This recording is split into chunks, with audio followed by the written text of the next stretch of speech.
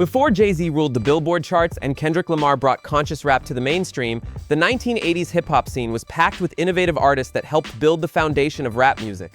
They created the blueprint every superstar followed, moved millions of records, and established hip-hop as a global cultural force. Yet many of these essential tracks get overlooked today. Let's bring them back, starting with number 25. Number 25, The Message by Grandmaster Flash and the Furious Five, 1982. She went to the city and got so did it. She had to get a pitch, she couldn't make it. This track didn't just change hip-hop, it transformed what rap music could say. While most hip-hop focused on party vibes, Mella Mel delivered raw social commentary about poverty, crime, and urban struggle over a haunting synthesizer backdrop. The hook "Don't Push Me 'Cause I'm Close to the Edge" became an anthem for marginalized communities worldwide. The song peaked at number 62 on the Billboard Hot 100, but its cultural impact was immeasurable, proving hip-hop could be a vehicle for serious artistic expression. Number 24, Rapper's Delight by the Sugar Hill Gang, 1979 into 1980. To the beat, and me, the groove, and my friends are gonna try to move your feet. Yeah, it dropped in late 79, but this track dominated 1980 and laid the foundation for everything that followed. Wonder Mike, Big Bank Hank, and Master G delivered 15 minutes of pure hip-hop energy that introduced the culture to mainstream America. The song borrowed Chic's Good Times bass line and reportedly sold over 8 million copies worldwide, becoming the first rap single to crack the Billboard Top 40. Without this track, there might not have been a commercial hip-hop industry. Number 23, Rockbox by Run-DMC, 1984. Run-DMC didn't just sample rock music, they straight up merged it with hip-hop, and Rockbox was the explosive result. Eddie Martinez's screaming guitar solo, combined with Run and DMC's aggressive delivery, created something entirely new. This was the first rap video to air on MTV, breaking down racial barriers in mainstream media. The track showed that hip-hop could be as hard-hitting and guitar-driven as any rock song, influencing everyone from the Beastie Boys to Public Enemy. Number 22, The Bridge by MC Sean, 1986. You love to hear the story again and again of how it all got started way back when. This Marley Marl-produced track became ground zero for one of hip-hop's most legendary battles. MC Sean declared Queensbridge as hip-hop's birthplace, sparking the historic Bridge Wars with Boogie Down Productions. The minimalist beat featured Marl's innovative sampling techniques that would define the next decade of hip-hop production. While the song's claims were controversial, its sonic influence was undeniable. This was the sound of Queens, and it reverberated throughout the entire East Coast. Number 21, Planet Rock by Africa Bambaataa and the Soul Sonic Force, 1982. Africa Bambaataa took Kraftwerk's Trans-Europe Express, added an 808 drum machine, and created the blueprint for electro-hop. Planet Rock sounded like nothing else on radio, futuristic, robotic, and absolutely hypnotic. The track reportedly sold over 600,000 copies and birthed an entire subgenre. Its influence extended beyond hip-hop into techno, house, and electronic dance music. Bambaataa proved hip-hop could be progressive and experimental while still moving the crowd. Number 20, My Adidas by Run-DMC, 1986. Run-DMC turned sneakers into a cultural statement and secured the first major endorsement deal in hip-hop history. The track celebrated street style and authenticity, with the group rocking Adidas without laces as a symbol of b-boy culture. During a Madison Square Garden concert, they had 20,000 fans hold their Adidas in the air, and an Adidas executive in attendance immediately offered them a sponsorship deal, reportedly worth over $1 million. This song proved hip-hop's commercial power extended far beyond music. Number 19, South Bronx by Boogie Down Productions, 1986. Yo, what's up, Scotland Rock? Yo, man, we chillin' this funky fresh jam. KRS-One came out swinging, challenging MC Shan's claims and putting the South Bronx back on the map. Over a stripped-down beat, Chris delivered a history lesson with battle rap intensity, declaring the Bronx as hip-hop's true birthplace. The track launched KRS-One's career as hip-hop's teacher and intensified the Bridge Wars into legendary status. DJ Scott LaRock's production was raw and minimal, letting Chris's razor-sharp lyrics cut through without distraction. This was battle rap at its intellectual finest.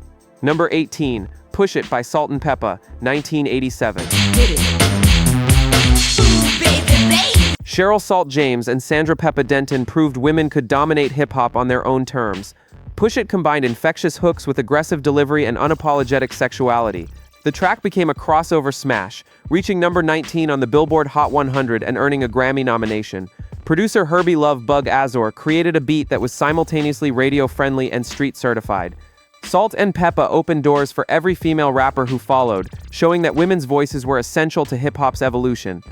Interested 17, It Takes Two by Rob Bass and DJ EZ Rock. 1988, Rob Bass and DJ EZ Rock sampled Lynn Collins' Think About It and created one of the most infectious party anthems in hip-hop history. The track's energy was absolutely unstoppable. When that beat dropped, everyone moved. It Takes Two reached number 36 on the Billboard Hot 100 and went platinum, proving that feel-good hip-hop had massive commercial appeal. The song's call-and-response structure made it a guaranteed crowd-pleaser at every party, block party, and club throughout the late 80s. Number 16, 6 in the Morning by Ice-T, 1986. I'm a self-made monster of the city streets, remotely controlled by hard hip-hop beats, but just... Ice-T brought West Coast gangsta rap to the forefront with this first-person narrative about street life. Over a stripped-down beat, Ice detailed a day in the life with cinematic detail and unflinching honesty. While Schoolie D's PSK What Does It Mean came first, Ice-T's track brought gangsta rap to a wider audience and established the storytelling template West Coast artists would follow.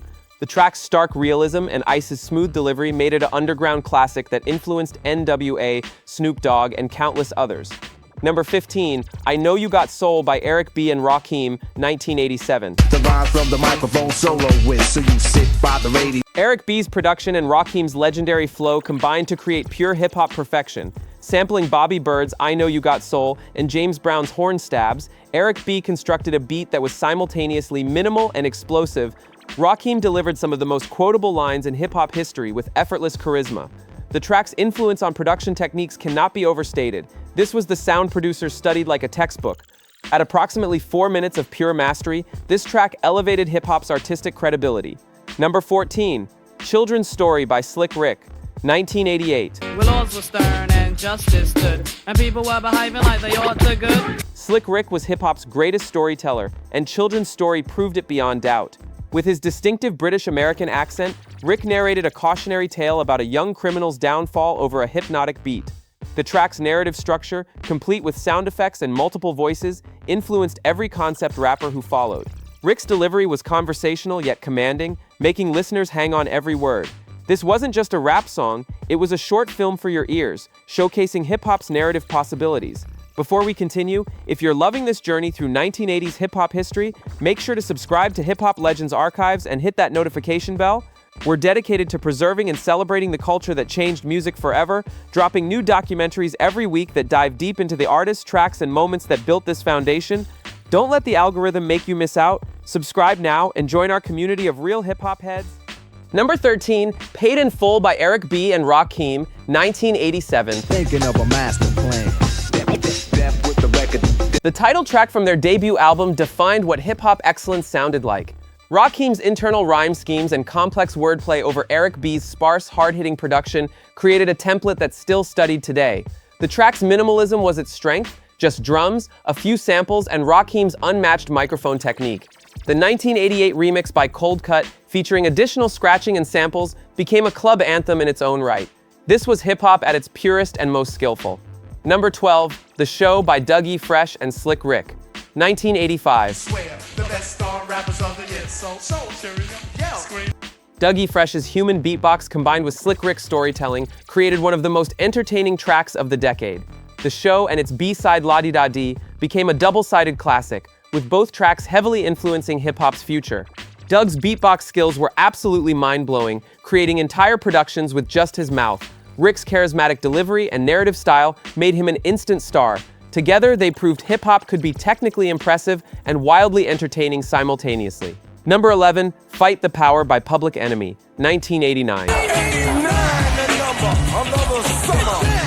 Chuck D and Flavor Flav delivered the most politically charged anthem of the decade. Commissioned for Spike Lee's Do the Right Thing, the track challenged institutional racism with uncompromising directness. The Bomb Squad's dense, chaotic production matched the urgency of Chuck D's message, layering dozens of samples into organized chaos. Fight the Power didn't just reflect the times, it demanded change.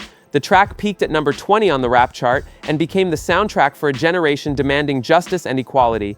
Number 10, Eric B is President by Eric B and Rakim, 1986. Rakim Live, yo MTV raps, yo Eric B. Tuathi Rautastime, with diffusi in face, estani vorlov, ibos the maves, the trinjan kera for to 6 of you, muadics, the dectamil sewar, mevri, unfad drum, with the pavo if 202 care at ruffalorum sound. Tripake's opening line, I came in the door, I said it before delivered with absolute confidence, immediately established him as a force. The track's sparse arrangement let Rakim's technical mastery shine through every bar. At just 19 years old, Rakim was already the most skilled lyricist in hip-hop, and this track proved it.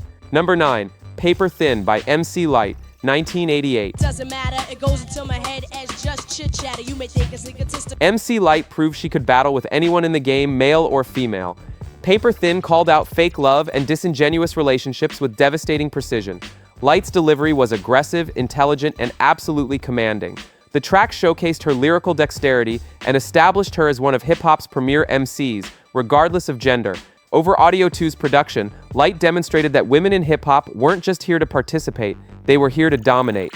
Number 8, Rebel Without a Pause by Public Enemy, 1987. No sabbatical, yes, to make it critical. The only part of your body should be. The Bomb Squad created one of the most aggressive, innovative beats in hip-hop history. That piercing horn sample from The Grunt by the JBs was absolutely relentless. Chuck D's militant delivery and political consciousness combined with Flavor Flav's hype man energy created organized chaos. The track's density and intensity influenced everyone from the Beastie Boys to Run the Jewels. Rebel Without a Pause proved hip-hop could be sonically experimental while maintaining street credibility and political relevance.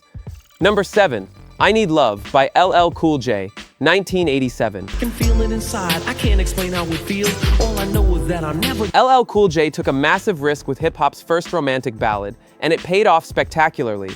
While hardcore fans initially questioned the softer approach, I Need Love reached number 14 on the Billboard Hot 100 and went gold. LL's vulnerability and sincerity showed hip-hop's emotional range extended beyond braggadocio and battle raps. The track opened the door for every romantic hip-hop song that followed, from Heavy D to Drake.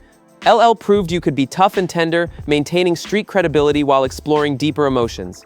Number 6, Walk This Way by Run-DMC featuring Aerosmith, 1986.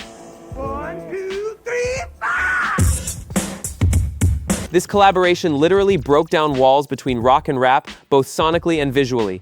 Run-DMC took Aerosmith's 1975 classic, added their aggressive delivery, and created a crossover phenomenon. The video showed the groups breaking through a wall separating them, perfectly symbolizing the track's cultural impact. Walk This Way reached number 4 on the Billboard Hot 100, introduced hip-hop to rock audiences, and revitalized Aerosmith's career.